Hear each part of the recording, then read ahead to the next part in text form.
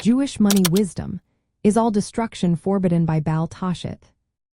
Imagine a world where wasting resources is not just careless but considered a moral failing. That's the idea behind the Jewish principle called Bal Tashchit, which means do not destroy. It comes from a Torah commandment that originally told us not to cut down fruit trees during a siege. The idea was simple. Trees give us food and shade, so destroying them without reason harms our future. Over time, rabbis expanded this idea beyond trees. They said we shouldn't waste or destroy anything needlessly. That includes wasting food, energy, clothing, or even furniture. But it's important to know that Bal Tashchit doesn't forbid all destruction. If you need to repair something or use resources for a good purpose, that's okay. The rule is about avoiding waste and unnecessary harm. In Jewish financial ethics, Bal Tashchit encourages us to be careful with our money and resources.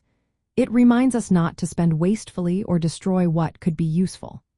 For example, wasting electricity or throwing away food when others need it goes against this principle. Instead, it promotes responsible use, so we can share more with those in need and support charitable causes. This principle also ties into the idea of sustainability. If we waste resources, we harm the environment and our community. By conserving energy, recycling, and using what we have wisely, we follow the spirit of Bal Tashchit.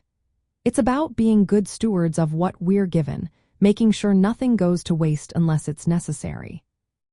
So, does this mean all destruction is forbidden? Not at all. If something is broken and needs fixing, or if resources are used for a legitimate purpose, that's allowed.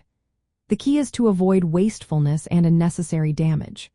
For example, if a building needs repairs, fixing it is fine. But tearing down a perfectly good structure just because it's outdated would be wasteful and against this principle. In the end, Bal Tashchit guides us to be mindful of our actions.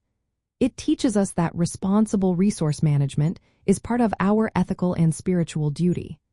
By avoiding needless destruction, we can help create a more sustainable and generous community.